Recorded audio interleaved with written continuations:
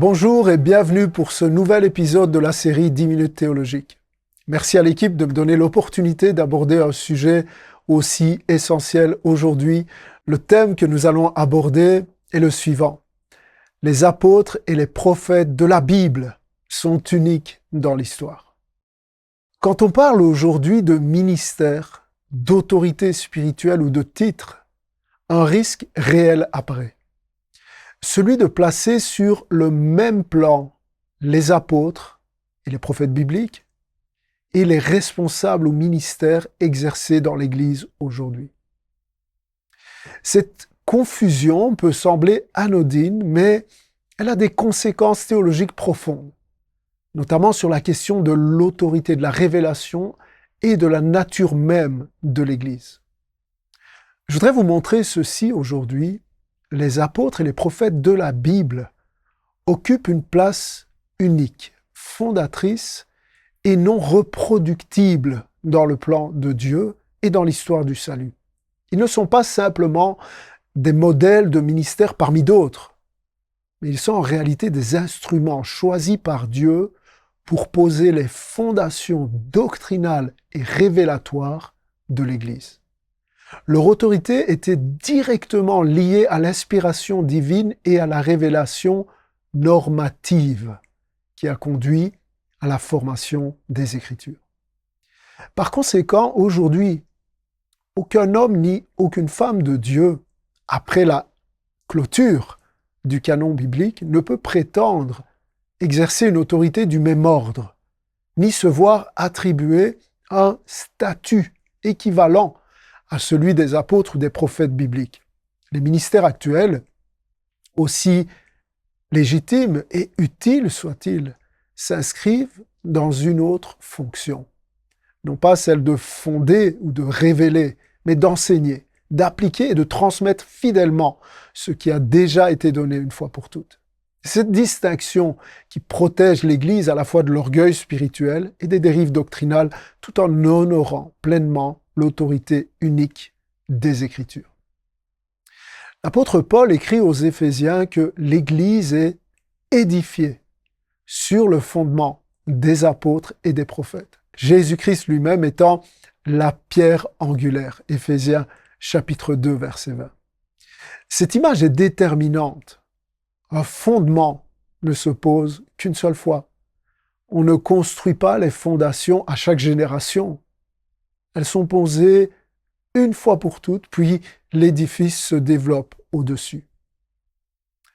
Dans la perspective développée notamment par le théologien Wayne Grudem dans son livre « Théologie systématique », les apôtres et les prophètes du Nouveau et de l'Ancien Testament ont reçu une autorité exceptionnelle.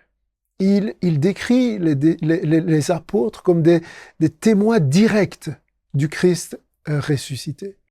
Une autre caractéristique est qu'ils sont appelés personnellement par Jésus et investis d'une autorité doctrinale normative pour l'Église universelle.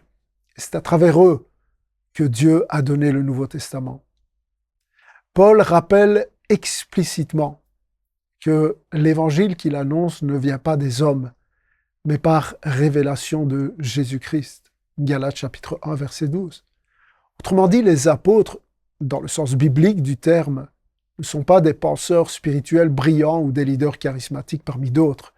Ils sont des porte-paroles autorisés de Dieu, dont l'enseignement fait autorité pour toutes les générations chrétiennes. Il en va de même pour les prophètes bibliques, en particulier ceux de l'Ancien Testament. Le rôle n'était pas simplement d'encourager ou d'exhorter, mais de transmettre la parole de Dieu avec autorité, avec une autorité directe. Quand un prophète parlait, ce n'était pas une opinion spirituelle, c'était littéralement « ainsi parle l'Éternel ». Ce n'était pas « je pense que Dieu dit », c'était « voici ce que Dieu dit ». Et c'est précisément là que se situe la différence majeure avec ce que nous vivons aujourd'hui. Bien sûr, Dieu parle encore, Dieu guide encore, Dieu conduit encore son peuple par son esprit. Mais la révélation normative est achevée.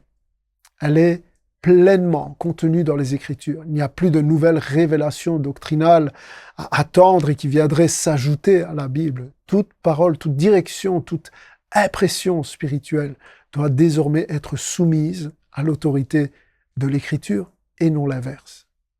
Il est important de préciser qu'aujourd'hui encore, dans chaque église locale, Dieu peut appeler et utiliser des personnes qui exercent un ministère apostolique au sens étymologique du terme, c'est-à-dire des personnes envoyées, pionnières, qui implantent, structurent, fortifient, accompagnent l'Église dans sa mission. En ce sens fonctionnel, il peut exister des ministères apostoliques ou prophétiques, mais jamais, en aucun cas, ces ministères ne peuvent être placés au même niveau que les apôtres ou les prophètes de la Bible. Pourquoi? Eh bien parce que le canon des Écritures est fermé. La révélation fondatrice est achevée et l'autorité apostolique et prophétique biblique était normative, c'est-à-dire qu'elle faisait autorité pour définir la foi chrétienne elle-même. Ça ne peut plus être le cas aujourd'hui.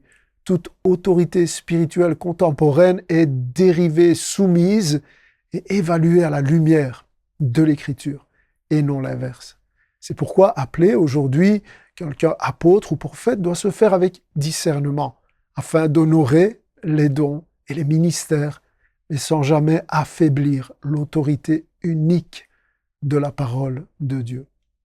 Personne n'est aujourd'hui apôtre au même titre que l'apôtre Paul, ou prophète au même titre que le prophète Joël de la Bible, puisque ces personnes ont été utilisées par Dieu avec un mandat particulier de communiquer la pensée normative de Dieu, ce qui ne peut plus être le cas si on croit que les 66 livres qui constituent la Bible sont le canon fermé de la révélation divine. Si nous acceptons que la révélation continue au même niveau que l'Écriture, alors la Bible n'est plus suffisante. Or, l'Écriture affirme exactement le contraire. Jude, notamment, exhorte les chrétiens à combattre pour la foi qui a été transmise aux saints une fois pour toutes. Une fois pour toutes. Pas progressivement, pas par mise à jour successive. La foi chrétienne repose sur une révélation complète, donnée par Dieu, à travers d'instruments uniques que sont les apôtres et les prophètes bibliques. Ça ne signifie pas que Dieu n'utilise plus d'hommes et de femmes aujourd'hui. Il appelle, il équipe, il envoie, inspire et dirige encore. Mais aucun ministère actuel ne possède l'autorité fondatrice des apôtres et aucun ne peut prétendre parler avec la même autorité qu'un prophète biblique inspiré. La conséquence de ceci est majeure.